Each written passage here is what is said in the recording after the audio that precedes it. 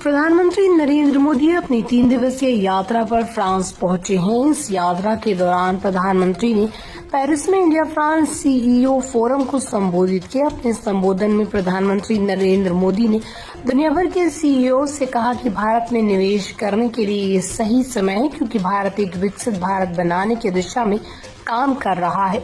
प्रधानमंत्री ने कहा कि भारत अब एक मजबूत व्यापारिक वातावरण और नीति की निरंतरता के साथ विदेशी निवेशकों के लिए उपयुक्त स्थान बन चुका है। पीएम मोदी ने फोरम में अपने संबोधन के दौरान कहा कि आज दुनिया भर के सबसे बेहतरीन व्यापारिक दिमागों का मिलन हो रहा है। प्रधानमंत्री ने भारत को निवेश के लिहाज से एक बेहतरीन गंतव्य बताते हुए कहा कि भारत 2047 तक विकसित भारत बनने का लक्ष्य लेकर चल रहा है। इसके लिए भारत सरकार एक मजबूत व्यापारिक पर्यावरण तैयार करने में जुटी हुई, ताकि विदेशी निवेशकों को एक स्थिर और लाभकारी वातावरण मिल सके।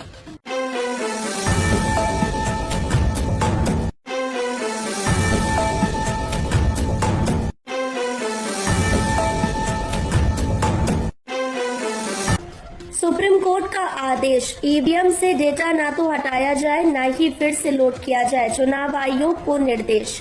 भारत में इलेक्ट्रॉनिक वोटिंग मशीनों ईवीएमएस की विश्वसनीयता और सत्यापन को लेकर सुप्रीम कोर्ट ने मंगलवार को एक महत्वपूर्ण आदेश जारी किया है। कोर्ट ने चुनाव आयोग ईसी से कहा कि फिलहाल ईवीएमएस से कोई भी डेटा न तो हटाया जाए और न ही फिर से लोड किया जाए।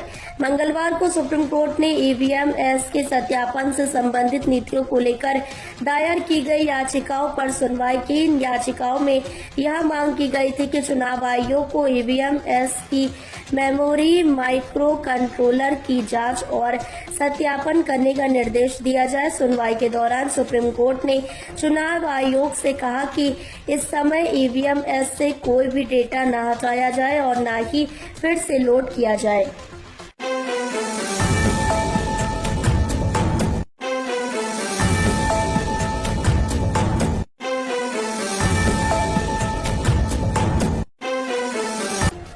हरियाणा बनेगा देश का पहला राज्य जहां लागू होंगे 3 नए आपराधिक कानून, लोगों को मिलेगा त्वरित न्याय। हरियाणा प्रदेश को एक नई कानूनी पहल का हिस्सा बनने का गर्व प्राप्त हुआ है। राज्य सरकार ने 3 नए आपराधिक कानून लागू करने का ऐतिहासिक निर्णय लिया है, जिससे यहां के नागरिकों को त्वरित न्याय प्राप्त होगा और आपराधिक मामलों का समाधान तेज गति से होगा।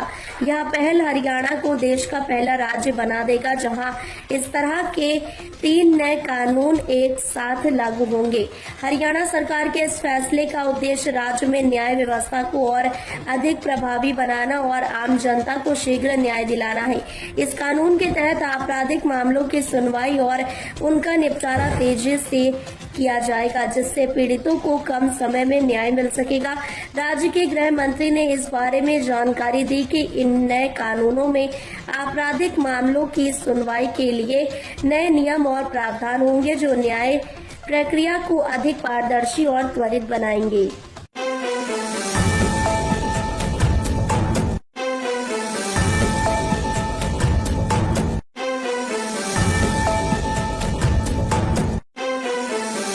दिल्ली में बीजेपी का मुख्यमंत्री कौन होगा? जीतने वाले विधायकों में से होगा चुनाव, सांसदों के नाम सूची से बाहर। नई दिल्ली में 12 फरवरी 2025 दिल्ली विधानसभा चुनावों के परिणामों के बाद भाजपा के भीतर मुख्यमंत्री पद को लेकर मंथन तेज हो गया है। मंगलवार को केंद्रीय गृह मंत्री अमित शाह और भाजपा के राष्ट्रीय अध्यक्ष जेपी नड्डा के बीच संसद भवन में लंबी चर्चा हुई। सूत्रों के अनुसार दिल्ली में भाजपा का मुख्यमंत्री उन विधायकों में से होगा जो चुनावी परिणामों में जीत कर आए हैं। भाजपा इस बार दिल्ली के मुख्यमंत्री पद के लिए किसी सांसद का नाम सामने नहीं लाएगी। दिल्ली में मुख्यमंत्री को लेकर चल रही चर्चा के बीच भाजपा अध्यक्ष जेपी नड्डा ने मंगलवार को दिल्ली के 10 विधायकों से मुलाकात की। इन विधायकों ने नड्डा से व्यक्तिगत मुलाकात का समय मांगा था। नड्डा ने इस दौरान नवनिर्वाचित विधायकों सिक्का रॉय, सतीश उपाध्याय, अनिल शर्मा, अरविंदर लवली, अजय महावर, रेखा गुप्ता, अनिल गोयल से एक एक करके मुलाकात की।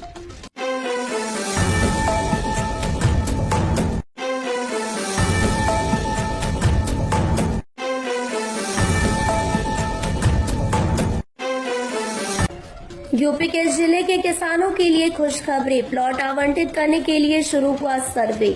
उत्तर प्रदेश के किसानों के लिए एक बड़ी खुशखबरी सामने आई है। अब किसानों को उनकी भूमि का उपयोग और बेहतर तरीके से करने का मौका मिलेगा, क्योंकि राज्य सरकार ने किसानों को प्लॉट आवंटित करने के लिए सर्वे प्रक्रिया शुरू कर दी है।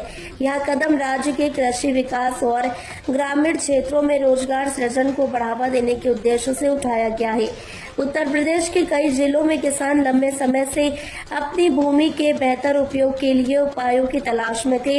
अब राज्य सरकार ने इसके लिए एक महत्वपूर्ण पहल की है, जिसके तहत किसानों को भूमि आवंटन के लिए सर्वेक्षण किया जाएगा। इस सर्वेक्षण का मुख्य उद्देश्य यह सुनिश्चित करना है कि किसानों को उनके क्षेत्र में उपयुक्त और उपजाऊ भूमि का आवंटन किया जाए। किसानों को इस प्लॉट आवंटन से अपनी कृषि गतिविधियों को बढ़ाने का अवसर मिलेगा।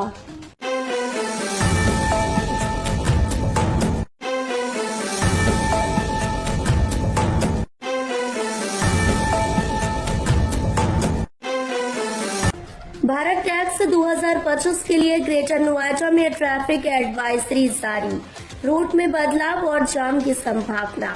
शहर में भारत के सबसे बड़े वैश्विक वस्त्र आयोजन भारत टैक्स 2025 का आयोजन 12 से 15 फरवरी 2025 इंडिया एक्सपो सेंटर और मार्ट ग्रेटर नोएडा में किया जा रहा है। इस आयोजन में वस्त्र उद्योग की पूरी मूल्य श्रृंखला का प्रदर्शन किया जाएगा। इस मेले में 1.2 लाख से अधिक लोग शामिल होने की संभावना है, जिसमें 6,000 अंतर्राष्ट्रीय खरीदार और 5,000 प्रदर्शक शामिल होंगे। इतनी बड़ी संख्या में लोग आने की संभावना को देखते हुए ट्रैफिक पुलिस ने इलाके में ट्रैफिक के सुचारू संचालन और भीड़भाड़ को नियंत्रित करने के लिए एक ट्रैफिक एडवाइजरी जारी की है। यह आयोजन केंद्रीय वस्त्र मंत्री गिरिराज सिंह द्वारा उद्घाटित किया जाएगा और इसने ध्यान आकर्षित किया है। यह आयोजन नॉलेज पार्क 2 ग्रेटर नोएडा में हो रहा है, जो पहले से ही ट्रैफिक जाम की समस्या का सामना कर रहा है, क्योंकि यहां 100 से अधिक कॉलेज स्थित है।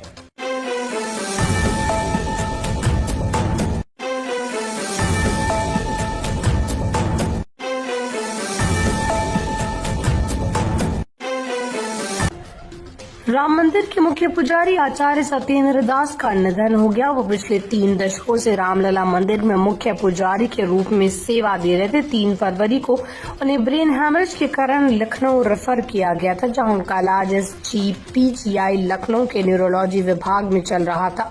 बुधवार सुबह 7 बजे उन्होंने अंतिम सांस ली। उनके निधन के साथ ही सवाल उठने लगा कि अब राम मंदिर का मुख्य पुजारी कौन बनेगा।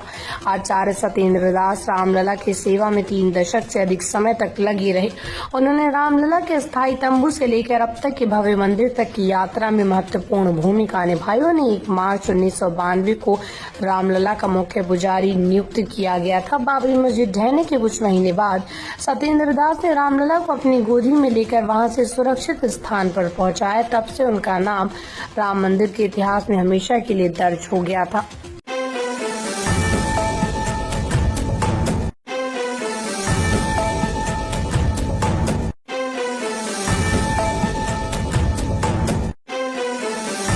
उत्तर भारत में मौसम में बदलाव आ गया और आज देश के विभिन्न हिस्सों में मौसम के मिजाज में कुछ अहम बदलाव देखने को मिल सकते हैं। दिल्ली एनसीआर समेत उत्तर भारत के कई राज्यों में ठंड में काफी कमी आई है। तापमान में वृद्धि हुई, जिससे लोगों को सर्दी से राहत मिली। हालांकि सुबह और शाम समय हल्की ठंड बनी रहेगी। भारतीय मौसम विभाग के मुताबिक आज के मौसम का अपडेट और आगामी दिनों के लिए कुछ अहम अलर्ट जारी किए गए, जिनमें खासकर बारिश की संभावना जताई जा रही। दिल्ली एनसीआर में आज का मौसम काफी ठंडा और सुखद रहेगा।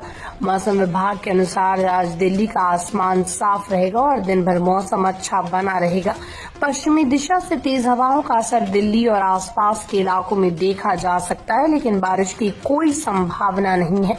हालांकि सुबह और शाम के समय हल्की ठंड महसूस हो सकती है, लेकिन दिन के समय तापमान सामान्य रहेगा।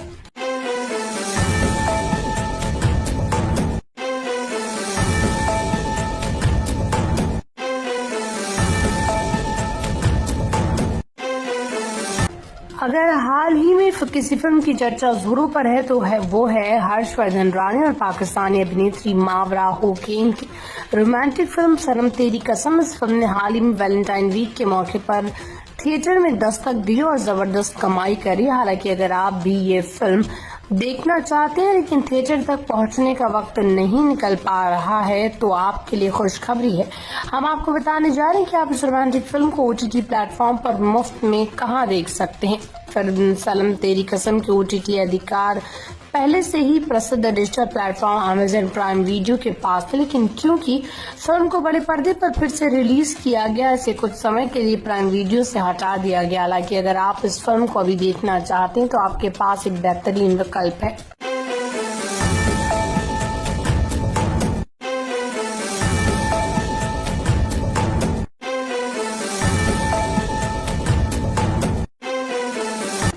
भारत के दिग्गज क्रिकेटर विराट कोहली इन दिनों खराब फॉर्म से जूझ रहे हैं, लेकिन क्रिकेट की दुनिया के एक और महान खिलाड़ी वेस्टइंडीज के पूर्व बल्लेबाज क्रिस गेल ने उनका समर्थन किया।